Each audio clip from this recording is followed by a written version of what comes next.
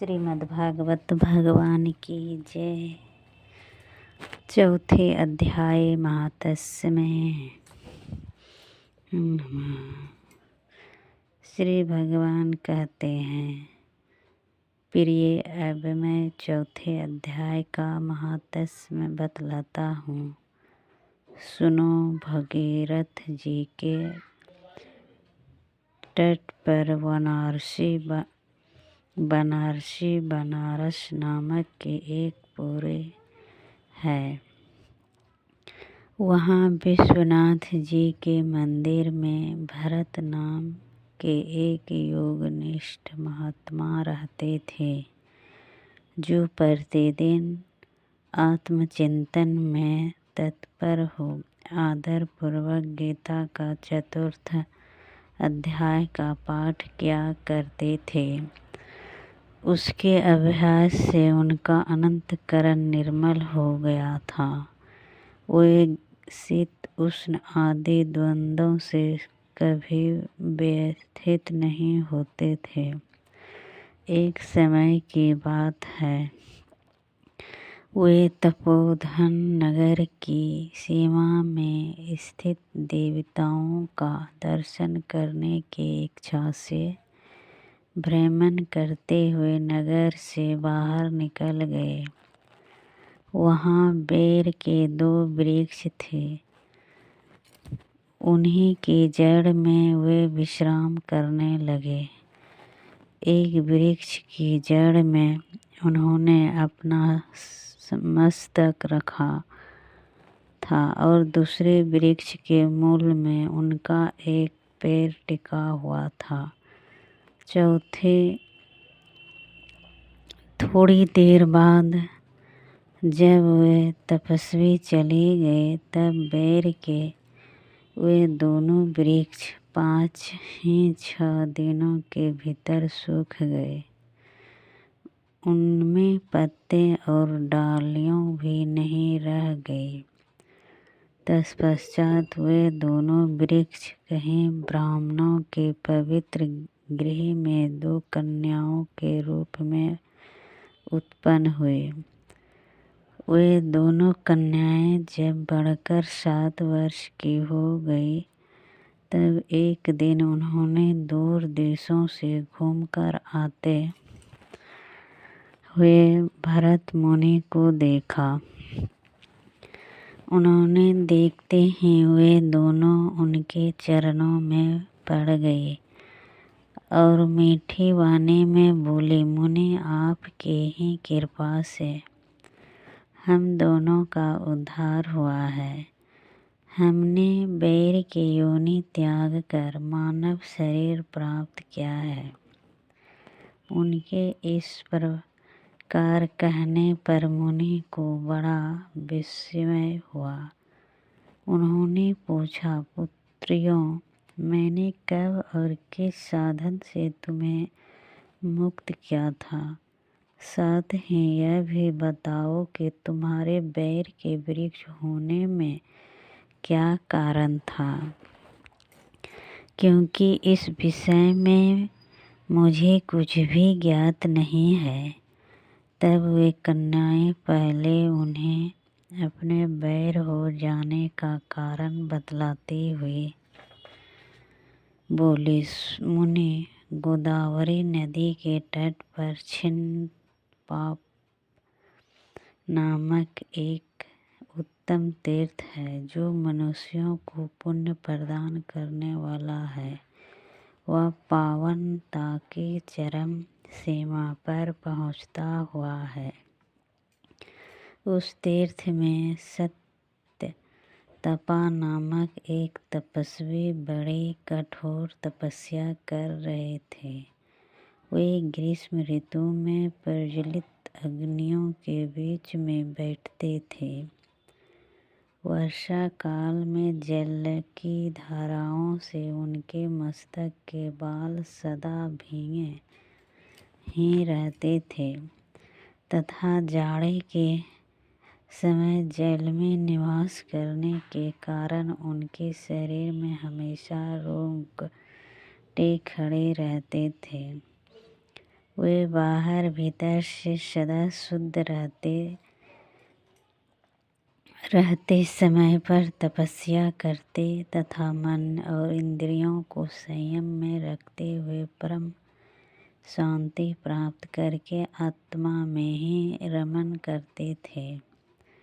वे अपनी विद्वता के द्वारा जैसा व्याख्यान करते थे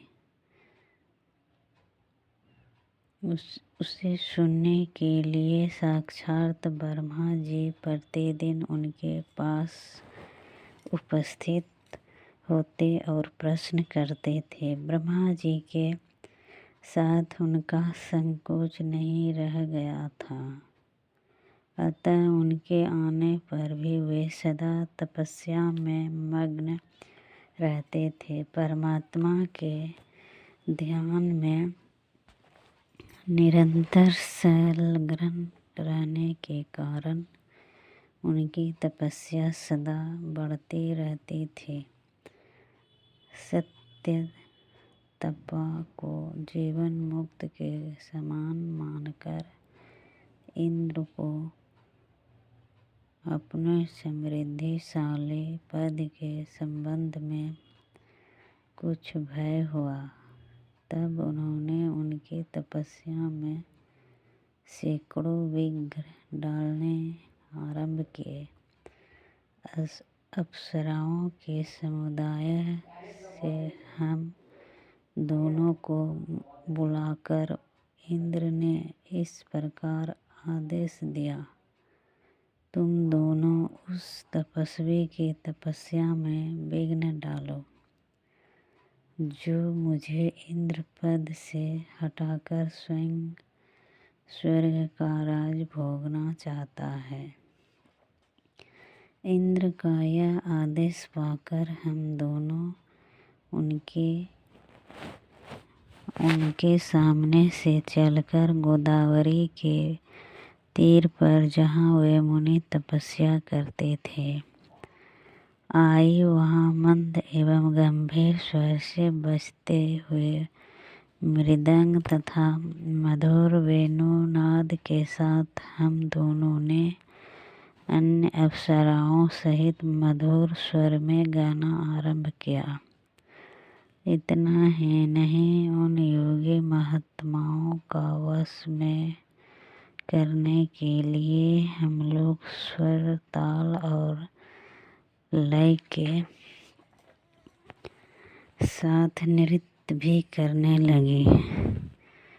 बीच में जरा जरा सा आंचल खिसकने पर उन्हें हमारी छाती भी दिख जाती थी। हम दोनों की उन्मत्त गति काम भाव का उद्दीपन करने वाली थी, किंतु उसने उन निर्विकार चित्त वाले महात्माओं के मन में क्रोध का संचार कर दिया। तब उन्होंने हाथ से जल छोड़कर हमें क्रोधपूर्वक श्राप दिया, अरे तुम दोनों गड्ढा जी के तप पर बेर के वृक्ष हो जाओ। यह सुनकर हम लोगों ने बड़े विनय के साथ कहा, महात्मन, हम दोनों पराधीन थे, अतः हमारे द्वारा जो दुष्कर्म बन गया है उसे आप क्षमा करें। यूँ कहकर हमने मुनि को प्रश्न कर लिया। तब उन पवित्र चित्त वाले मुनि ने हमारे शापोद्धार की अवधि निश्चित करते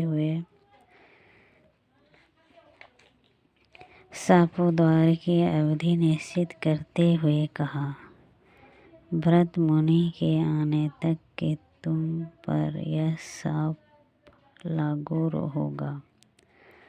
उसके बाद तुम लोग का मृत्यु लोक में जन्म होगा और पूर्व जन्म की स्मृति बनी रहेगी। मुनि, जिस समय हम दोनों बैर वृक्ष के रूप में खड़े थे, उस समय अपने हमारे समीप आकर गीता के 4थे अध्याय का जप करते हुए हमारा उद्धार किया था।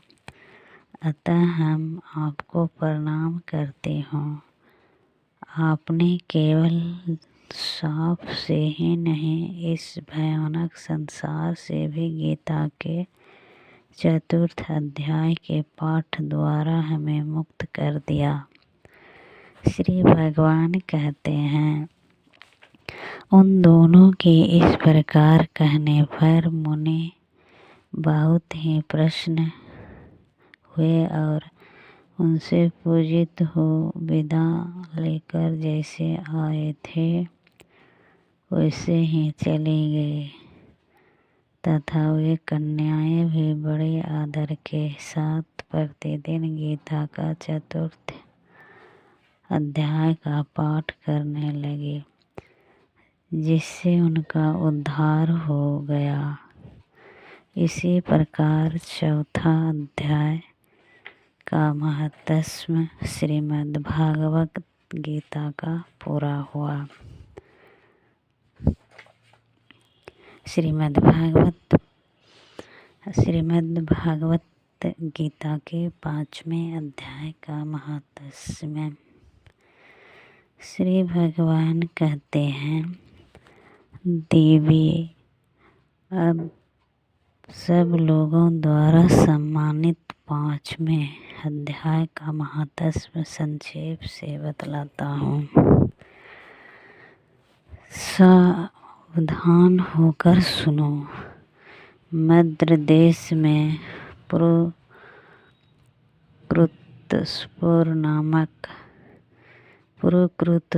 नामक एक नगर है। उसमें पेड़ग नामक एक ब्राह्मण रहता था। वह वेद पाठी ब्राह्मणों के विख्यात वंश में जो सर्वथा निष्कलंक था उत्पन्न हुआ था, किंतु अपने कुल के लिए उचित वेद शास्त्रों के स्वाध्याय को छोड़कर ढोल आदि बजाते हुए उसने नाच गाने में मन लगाया। गीत, नृत्य और बाजा बजाने की कला में परिश्रम करके पिटीकल ने बड़ी प्रसिद्धि प्राप्त कर ली और उसी से उसका राजभवन में भी प्रवेश हो गया। अब वह राजा के साथ रहने लगा और पराई स्त्रियों को बुलाकर उनका उपभोग करने लगा। स्त्रियों के सिवा और कहीं उसका मन नहीं लगता था। धीरे धीरे अभिमान बढ़ जाने से उच्छृंखल होकर वह एकांत में राजा से दूसरों के दोष बतलाने लगा। पिडलक की एक स्त्री थी जिसका नाम था अरुणा। वह नीच कुल में उत्पन्न हुई थी और कामी पुरुषों के साथ विकार करने की इच्छा से सदा उन्हीं की खोज में घुमा करते थे। उसने पति को अपने मार्ग का कंटक समझकर एक ही दिन आधी रात में घर के भीतर ही उसका सिर काट कर मार डाला और उसकी लाश को जमीन में गाड़ दिया। इस प्रकार प्राणों से वियुक्त होने पर वह यमलोक में पहुंचा और भीष्म नरकों का उपभोग करके निर्जन वन में गिद्ध हुआ। अरुणा भी भगंदर रोग से अपने सुंदर शरीर को त्याग कर घोर नरक भोगने के पश्चात उसी वन में एक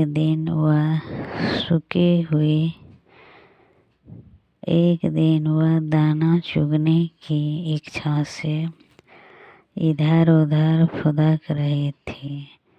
इतने में ही उस गिद्ध ने पूर्व जन्म के वैर का स्मरण करके उसे अपने तीखे नखों से फाड़ डाला। सुकी घायल होकर पानी से भरे हुए मनुष्य के खोपड़े में गिरे। गिद्ध पुनः उसकी ओर झपटा। इतने में ही जाल फैलाने वाले पहेलिया ने उसे भी बाणों का निशाना बनाया। उसकी पूर्व जन्म की पत्नी सुकी उस खोपड़ी के जल में डूबकर प्राण त्याग चुकी थी। फिर वह क्रूर पक्षी भी उसी में गिरकर डूब गया। तब यमराज के दूत उन दोनों को यमराज के लोकों में ले गए। वहाँ अपने पूर्वकृत पाप कर्म को याद करके दोनों ही भयभीत हो रहे थे। तदंतर यमराज ने जब उनके घृत कर्मों का दृष्टिपात किया तब उन्हें मालूम हुआ कि मृत्यु के समय असक्ष्यामत खोपड़ी के जल में स्नान करने से इन दोनों का पाप नष्ट हो चुका है। तब उन्होंने उन दोनों को मनोवांछित लोक में जाने की आज्ञा दी। यह सुनकर अपने पाप को याद करते हुए वे दोनों बड़े विस्मय में पड़े और पास जाकर धर्मराज के चरणों में प्रणाम करके पूछने लगे, भगवान, हम दोनों ने पूर्व जन्मों में अत्यंत घृत पाप का संचय किया है। फिर हमें मनोवांछित लोकों में भेजने का क्या कारण है, बताइए। यमराज ने कहा, गड्ढा के किनारे वट नामक एक उत्तम ब्रह्मा ज्ञानी रहते थे। वे एकांत सेवी, ममता रहित, शांत, विरत और किसी ने भी द्वेष न रखने थे। प्रतिदिन गीता के 5वें अध्याय का जप करना उनका सदा का नियम था। 5वें अध्याय को स्मरण कर लेने पर महापापी पुरुष भी सनातन ब्राह्मण का ज्ञान प्राप्त कर लेता है। उसी पुण्य के प्रभाव से शुद्ध चित्त होकर उन्होंने अपने शरीर का परित्याग किया था। गीता के पाठ से जिनका शरीर निर्मल हो गया था तो आत्मज्ञान प्राप्त कर चुके थे, उन्हीं महात्माओं के खोपड़े का जल पाकर तुम दोनों पवित्र हो गए हो। अतः अब तुम दोनों मनोवांछित लोकों को जाओ, क्योंकि गीता के 5वें अध्याय के महात्म्य से तुम दोनों शुद्ध हो गए हो।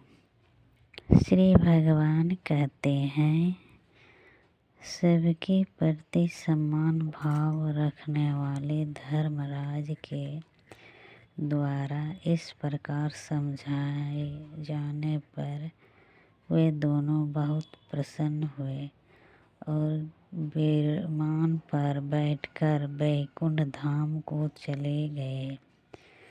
इसी प्रकार 5वां अध्याय पूरा हुआ।